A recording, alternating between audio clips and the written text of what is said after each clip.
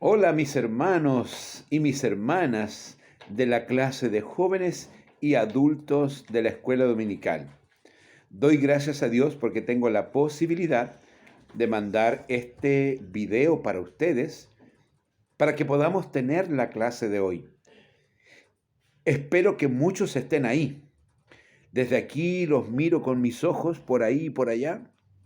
Yo espero que ustedes estén ahí porque no vamos al templo por ninguna persona. Nadie lo merece. El único que se merece toda la gloria, toda la alabanza, es el Señor Jesucristo. Así que espero en el Señor que estén todos ahí para la clase que tenemos en esta mañana. Quiero comenzar esta clase con una canción y una oración. Así que cierren sus ojos. No quiero que me vean mientras canto. Cierren sus ojos. Yo canto y luego oramos a Dios. Dice así esta canción. Yo quiero más y más de Cristo. Yo quiero más de su poder. Yo quiero más de su presencia. Yo quiero más y más de Él. Ahora cántala conmigo. Yo quiero más y más de Cristo. Yo quiero más de su poder. Yo quiero más de su presencia. Yo quiero más y más de Él. Oramos. Señor, bendice esta mañana la palabra que vamos a estudiar. Bendecimos tu nombre, oh Dios, te adoramos, te magnificamos, te glorificamos. Damos toda la honra, toda la alabanza y toda la gloria a ti, oh Dios, en esta mañana. Yo te pido que bendigas estos minutos, que no son muchos, para que la palabra que hoy vamos a compartir sea una palabra de edificación para mis hermanos. Te lo pido humildemente en el nombre de Jesús. Amén y amén. Muy bien, vamos a abrir nuestras Biblias en lo que quedamos la semana pasada. Les voy a dar 10 segundos para que alguien de ustedes se pongan de pie y digan cuál es el texto para el estudio de hoy.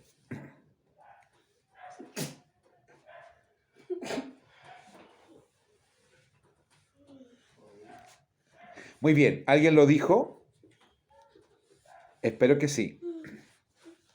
Hoy día vamos a leer en el libro de Romanos, en el capítulo 7, desde el verso 7 al verso 25.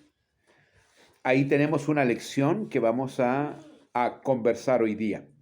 Así que, como quiero que participen, a pesar de que está grabado, quiero que ustedes hagan como que estoy ahí sentado delante de ustedes.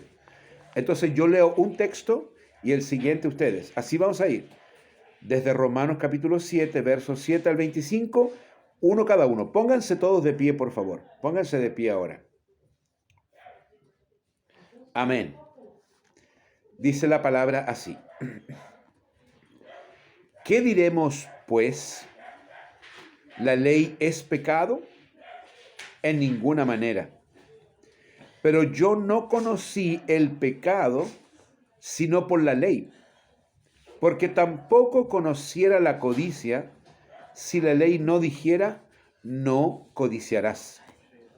Mas el pecado, tomando ocasión por el mandamiento, produjo en mí toda codicia, porque sin la ley el pecado está muerto, y yo, sin la ley, vivía en un tiempo, pero venido el mandamiento, el pecado revivió y yo morí. Y hallé que el mismo mandamiento, que es que era para vida, para mí me resultó para muerte. Porque el pecado, tomando ocasión por el mandamiento, me engañó y por él me mató. De manera que la ley a la verdad es santa y el mandamiento santo, justo y bueno. Luego lo que es bueno, ¿vino a ser muerte para mí? En ninguna manera, sino que el pecado, para mostrarse pecado, produjo en mí la muerte, por medio de lo que es bueno, a fin de que por el mandamiento el pecado llegase a ser sobremanera pecaminoso. Porque sabemos que la ley es espiritual, mas yo soy carnal, vendido al pecado. Porque lo que hago no lo entiendo, pues no hago lo que quiero, sino que lo que aborrezco, eso hago. Y si lo que no quiero, esto hago, apruebo que la ley es buena. De manera que ya no soy yo quien hace aquello, sino el pecado que mora en mí. Yo sé que en mí, esto es, en mi carne, no mora el bien, porque el querer el bien está en mí, pero no el hacerlo.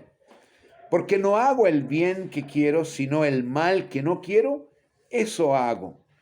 Y si hago lo que no quiero, ya no lo hago yo, sino el pecado que mora en mí. Así que, queriendo yo hacer el bien, hallo esta ley, que el mal está en mí. Porque según el hombre interior me deleito en la ley de Dios, pero veo otra ley en mis miembros que se rebela contra la ley de mi mente y que me lleva cautivo a la ley del pecado que está en mis miembros. Miserable de mí, ¿quién me librará de este cuerpo de muerte? Gracias doy a Dios por Jesucristo, Señor nuestro. Así que yo mismo con la mente sirvo a la ley de Dios, mas con la carne a la ley del pecado. Olvidé que íbamos a leer alternadamente, leí todo yo. Pero está bien, están de pie. Ok, oramos por esta palabra. Señor, gracias por la palabra que hemos leído. Es un tema profundo, absolutamente profundo. Yo te pido, buen Dios, en el Espíritu Santo, que tú bendigas esta palabra de tal manera que sea comprensible, que sea sencilla, pero que sea profunda a nuestra vida, oh Dios. Permite que esta palabra produzca cambio en nosotros. Si la palabra no está produciendo cambios, es porque no estamos oyendo la palabra con el oído espiritual de nuestro corazón. Bendice a mis hermanos en el nombre de Jesús. Amén y amén. Tomen asiento, por favor, mis hermanos. Habíamos visto la semana pasada, en el contexto del tema del reino de los cielos, del reino de Dios, habíamos visto que después de esta intermitencia que Dios había tenido en las intervenciones con el hombre después del pecado de Adán y de Eva, Él intervino en varias oportunidades para poder intentar reeditar o rehacer la relación entre Dios y el hombre que tuvo en un momento Adán y Eva con Él en el huerto. Sin embargo, esta intermitencia se termina con el silencio de 400 años para que luego venga el Señor Jesucristo a nacer entre nosotros. Él trae el reino de Dios a la tierra. Él es el reino de Dios en la tierra. Y como dijimos como definición, que el reino de Dios es el ambiente, es el entorno, es el lugar que el hombre se encuentra con Dios, en la presencia de Dios. Es el ambiente espiritual en el cual el hombre se encuentra con Dios. Por eso que cuando la iglesia se reúne, cuando dos hermanos se reúnen, incluso cuando un hermano está en la presencia de Dios, ahí está el reino de Dios. No es un reino físico, no es un lugar como en el que yo estoy ahora, es un entorno espiritual que tiene que tener como ingrediente fundamental la presencia de Dios en ese lugar.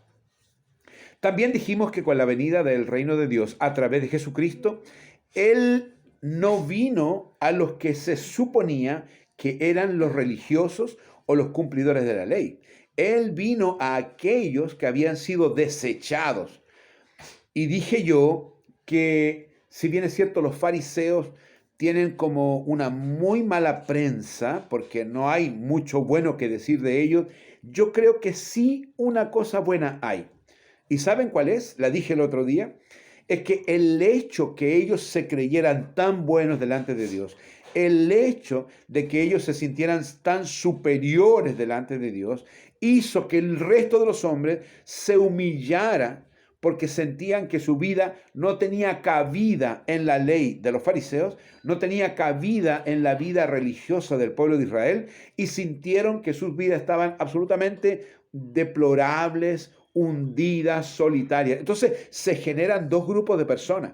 Cuando viene Jesús, encuentra los cumplidores de la ley, que en el fondo son hombres que creen cumplir la ley, pero que su corazón está lejos de Dios. Y en el otro contexto están todos los demás hombres. Aquí no solamente son los judíos que estaban para ellos fuera del cumplimiento de la ley, sino que todos los gentiles, toda la raza humana. Entonces, cuando Jesús trae el reino y Él predica, dijimos que Él predicaba, Él enseñaba, Él sanaba, Él resucitaba, Él daba de comer, Él consolaba, Él libraba a las personas de los demonios. Hizo muchas maravillas y señales demostrando que Él es el Hijo de Dios y que Él trae el reino de Dios a la tierra en su presencia.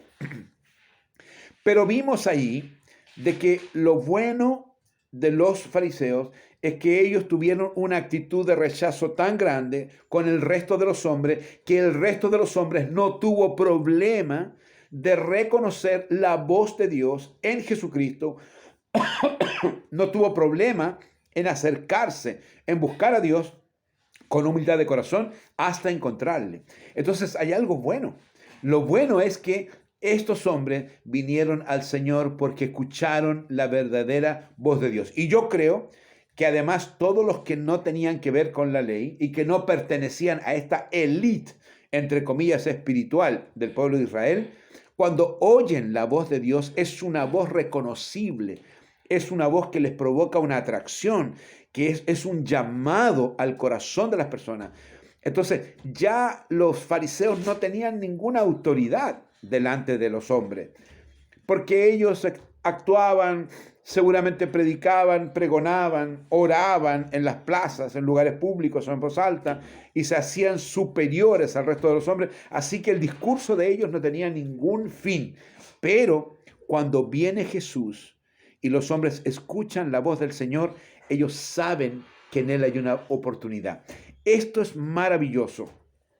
Los religiosos rechazaron al vulgo, rechazaron al hombre, rechazaron a los gentiles. Ellos no tenían ningún interés que uno de estos pecadores se convirtiera para que se pasara al bando de los buenos, entre comillas.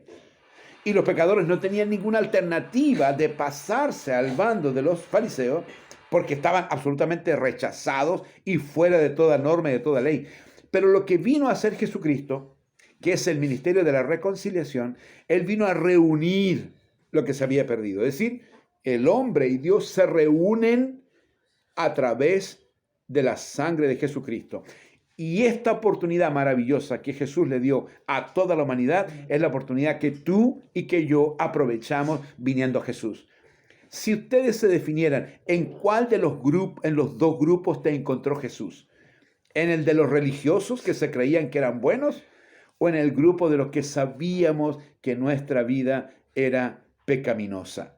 Yo personalmente, no voy a juzgar tu vida, pero yo personalmente puedo decir que cuando yo acepté a Jesús como Salvador personal, vine a Él humillado porque mi vida tenía convicción de pecado. Estaba absolutamente cierto que estaba perdido si Él no me salvaba. Y el Señor me salvó. El Señor me perdonó, el Señor me dio vida nueva, me hizo un hijo de Dios y eso me hace vivir dependiente del Señor toda la vida. Eso fue lo que hablamos la semana pasada. Y ahora el tema que estamos abocados a ver es cuál es la relación que hay entre la ley, el mandamiento, el pecado, la muerte y la obra del Señor Jesús.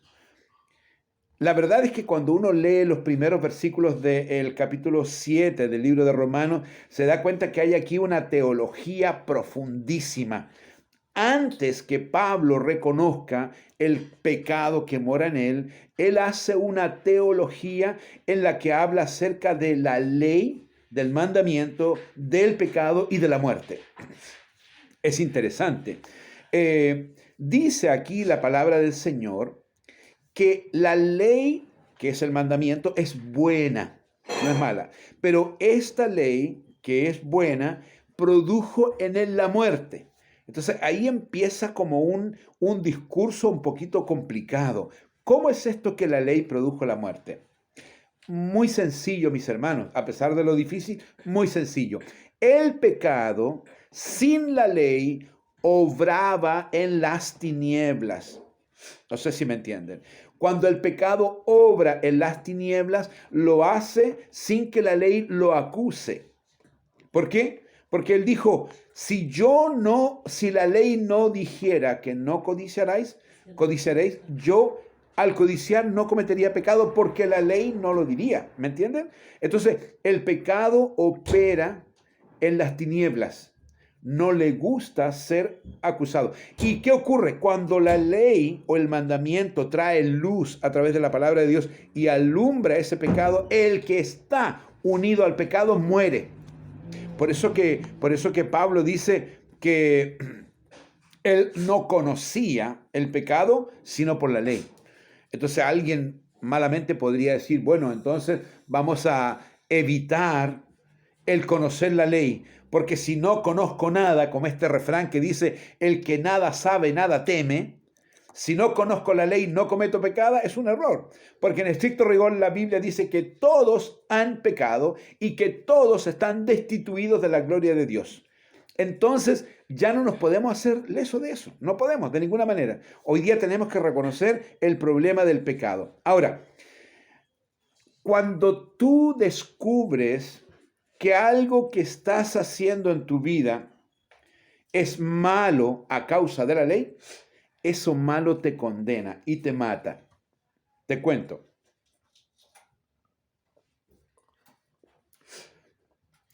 Si un día estás traficando cualquier cosa mala con alguien y eso no se sabe, tú dirás, aquí no hay nada malo porque nadie sabe. Pero una vez que aparezca la policía en la puerta de tu casa y te diga, lo venimos a tomar preso porque usted es cómplice de esto, de este tráfico malo, tú te vas a dar cuenta que lamentablemente esa justicia del hombre te va a condenar porque estuviste asociado. No sé si me entiendes. Y vienen los arrepentimientos. Ahí cuando la gente dice, oh, nunca debí meterme en esto, nunca debí estar involucrado en este problema, nunca debí meterme con esa persona, le creí, confié, Finalmente viene el arrepentimiento, pero viene a causa de qué? Que una vez que el mandamiento, que la ley cae, ya no hay vuelta atrás. Sencillamente debemos reconocer que la persona que está asociada al pecado muere irremediablemente. Y aquí ustedes saben, en términos humanos, ni siquiera en términos bíblicos o en términos espirituales, humanamente la ley agarra a todos los cómplices de una maldad. Todos. Vemos todos los días en la televisión cómo ellos atrapan personas públicas que ocupando el cargo público se aprovecharon para hacer cosas malas y lo hicieron en las tinieblas, lo hicieron en la oscuridad, lo hicieron en el anonimato, porque no se sabía, pero una vez que alguien declaró esta maldad como mandamiento o como ley, lamentablemente no solo la persona culpable cae en esta maldad, sino que todos los asociados. Y lo que ocurre normalmente en la justicia, que hay algunos poderosos que no quieren verse involucrados y gastan toda la plata del mundo para sacarse el problema de encima. Le pagan a jueces, le pagan a abogados, le pagan a la gente para que su nombre no aparezca. Y al final, lo quieran o no, el nombre se ve involucrado. Entonces toda la cadena de la gente que comete esto malo se ve afectada por causa de la denuncia. Pablo dice, la ley y el mandamiento son buenos, pero ocurre que la ley, cuando muestra el pecado, dice que el pecado vive y el hombre muere.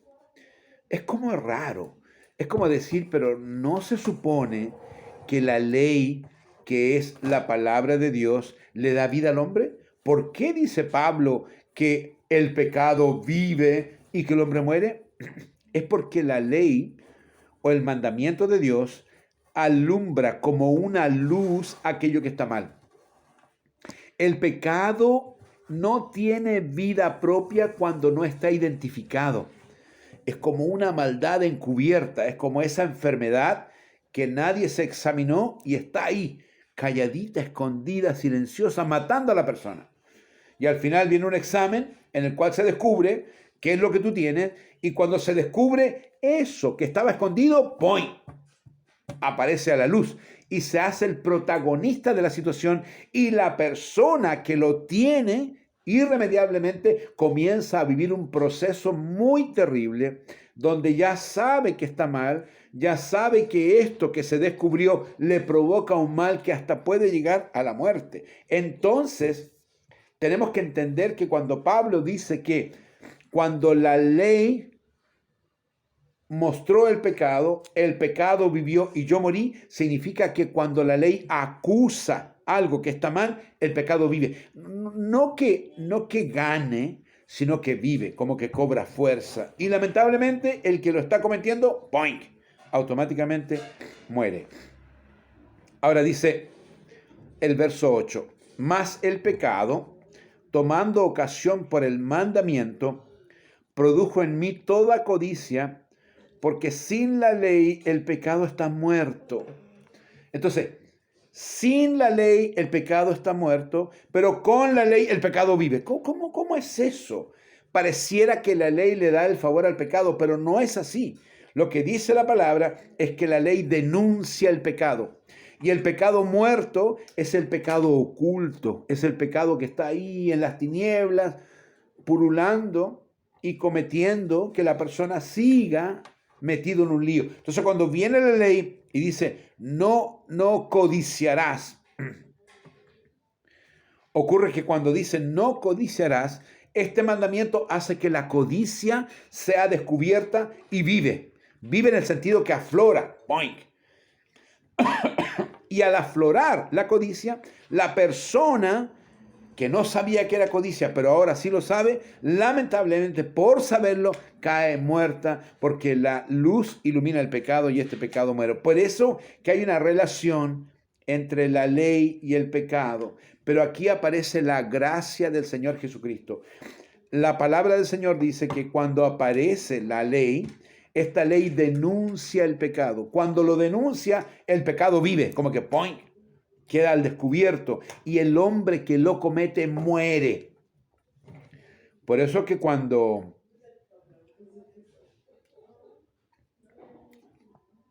en un trabajo hay muchos trabajadores ilegales, o sea, no tienen contrato, no tienen imposiciones, no tienen cuaderno, no tienen nada, trabajan el día a día por unos pesos cada día.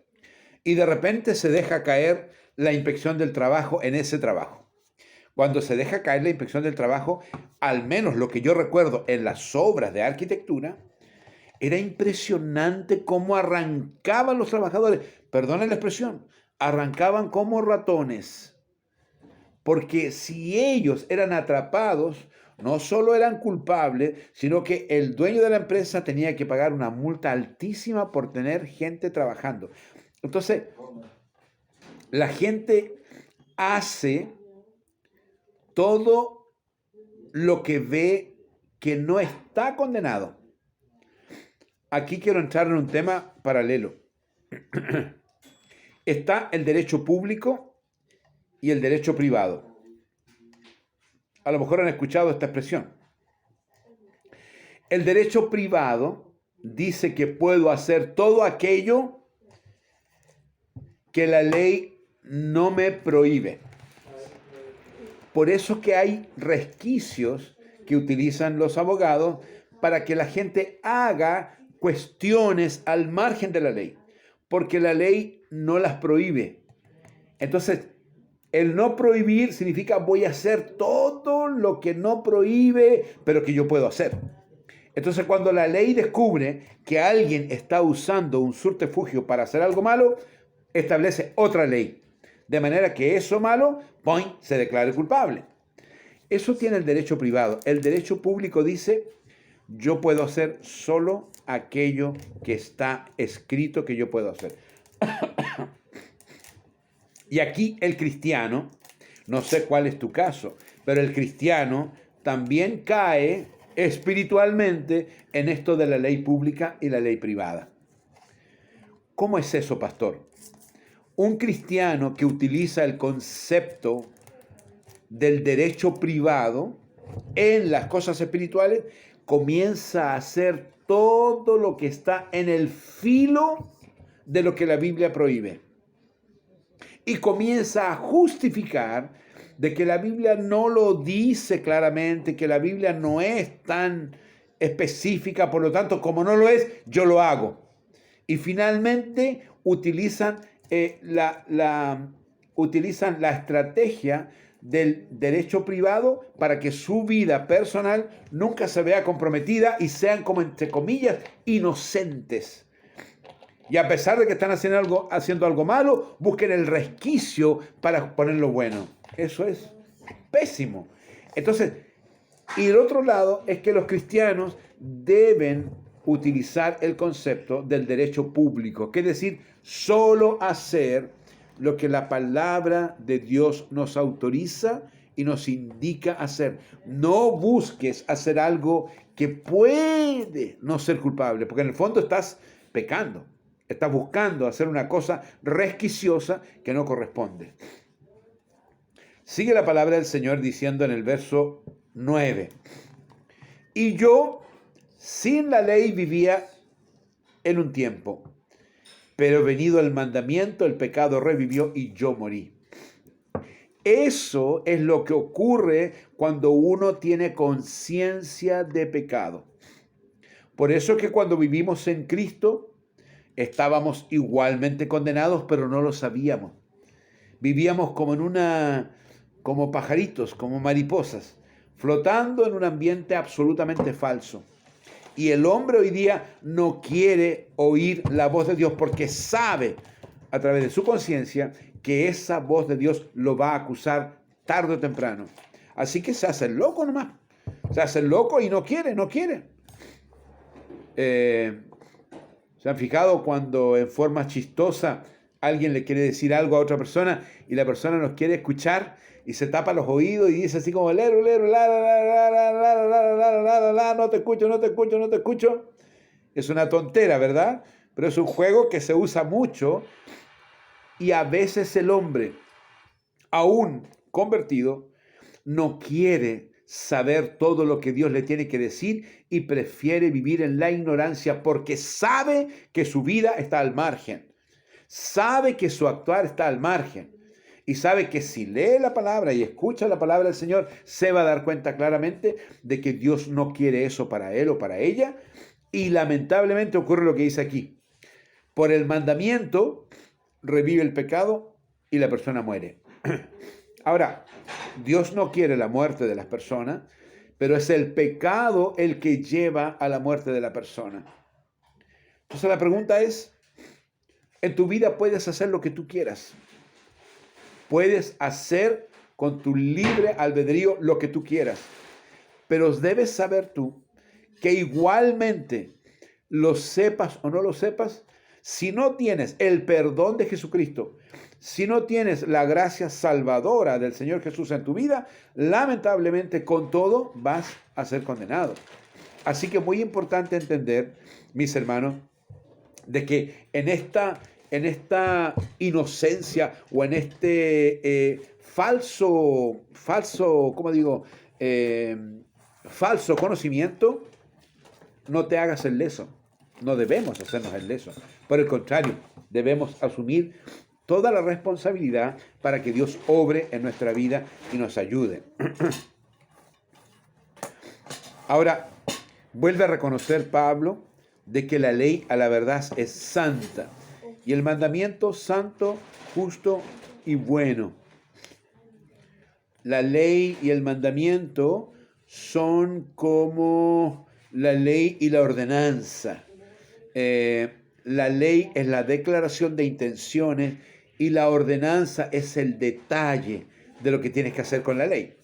Entonces, la ley de Dios, que manifiesta la voluntad de Dios, el mandamiento es el detalle de la Escritura que te dice cómo debes conducir tu vida. Y dice Pablo que esto es santo y bueno. Entonces, el problema del pecado es que está oculto. Está en una tiniebla, pero no por eso no existe. No por eso no hace mal. No por eso es inocente. Lamentablemente, ese pecado tiene que ser denunciado para que de esa manera pueda salir a la luz y la persona pueda tener la oportunidad de arrepentirse. Es fundamental reconocer el pecado, es fundamental saberse culpable, es fundamental venir con convicción de pecado delante de Cristo para pedirle perdón. Esto es fundamental, mis hermanos. Nadie puede salvarse por asociación a la iglesia. Nadie puede salvarse por una amistad con los hermanos, incluso con una amistad con Dios. Nuestra única salvación es reconociendo el pecado y viniendo a Cristo para pedir perdón, arrepentidos, para comenzar en Él una nueva vida. Espero que hayan comprendido la relación entre la ley, el pecado, la muerte y la vida. Pablo lo explica mucho mejor que yo, pero esta es la teología del pecado que debemos asumir fielmente en nuestro corazón. Y finalmente, ya para concluir, no quiero cansarles esta mañana, y finalmente cabe decir, mis hermanos, que en la segunda parte de este capítulo 7 del texto que hemos leído, desde el verso 15 en adelante, Pablo reconoce que hay en él otra ley, que es la ley del pecado. Cuando uno lo lee, uno no puede quedar incólume y decir, mira lo que Pablo habla de su vida, oh, pobre hombre. No, eso sería un cinismo. Lo que la palabra nos muestra es que tal vez nuestra vida puede estar viviendo esa dualidad. Es decir, con uno adoramos a Dios, con mi mente amo la ley de Dios, pero hay otra ley que es del pecado que me lleva a hacer aquello que no quiero. Esa pregunta que Pablo se hizo, si él se la hizo y reconoce que hay otra ley que lo lleva cautivo, creo que con mayor razón todos los cristianos deben hacerse esa pregunta. Ahora, no para condenarse, no para sentirse muy mal, sino para venir a Jesucristo. Tal como él dice en el verso 25, doy a Dios por Jesucristo, Señor nuestro. Solo en Cristo podemos encontrar de que esta ley se termine, la ley del pecado se termine, y la ley de la mente que se deleita en la ley de Dios sea la que domine definitivamente en nuestro corazón. Cuando los fariseos, volvemos al reino de Dios, cuando los fariseos se hicieron tan importantes y Jesús no los infló, sino que Él fue a aquellos que ellos rechazaban, como a todos nosotros, le hicieron un gran favor a las personas. Porque las personas, sabiéndose culpables, sabiéndose inmerecedores, sabiéndose olvidados, sabiéndose en muy mala condición, vienen a este Salvador que les trae el reino de Dios, que les habla de la justicia de Dios. Entonces, ocurre que La ley no puede salvar, sino Jesucristo es el único que puede salvar. Y hoy día es bueno pensar este tema, mis hermanos. Cuando ha venido el reino de Dios a través de Jesucristo, vino la gracia salvadora de Dios a nuestra vida. El que la ley le dé vida al pecado y esto le dé muerte al ser humano es algo irremediable. La ley no puede llamar a lo malo bueno ni a lo bueno malo. El hombre lo hace hoy día, torpemente intentando justificar algo, pero la ley de Dios no puede. Al pan, pan, y al vino, vino. La ley siempre dirá lo que corresponde decir. Así que es imposible, imposible. Y no hay salida por la ley, ninguna. La única realidad es que todo el pecado que hemos cometido, oculto o manifiesto, con la ley vive y yo muero. Esa condición es fundamental para que la gracia salvadora de Jesucristo opere y salve mi corazón. Y no olvidemos, el gran favor de Dios es que no solo trajo el reino de Dios a esta tierra, sino que el gran favor del Señor es que Él pagó ese pecado en la cruz. Esta, ¿cómo podría decir yo? Esta ecuación entre la ley y el mandamiento, el pecado, la muerte, la resuelve Jesucristo pagando de una vez y para siempre el pecado de todos los hombres en la cruz del Calvario. Pero ojo, el que Él haya pagado el pecado no significa que el hombre esté libre de él, sino que significa que la posibilidad de ser perdonados está hoy día abierta en Jesucristo. Y todo el que entiende la palabra y se siente culpable del pecado, tiene que venir al Señor, porque el Señor va a perdonar, va a limpiar, va a restaurar, va a rehacer la vida y nos dará la posibilidad de tener este reencuentro con el Señor. Vamos a terminar la clase de hoy. Hoy día, mis hermanos, les agradezco la paciencia de escucharme, pero les quiero pedir una tarea. Por favor, después que yo termine de orar, júntense de dos en dos. No para conversar del clima, ni hablar de que el pastor hizo... No. Júntense y entre ustedes oren el uno por el otro.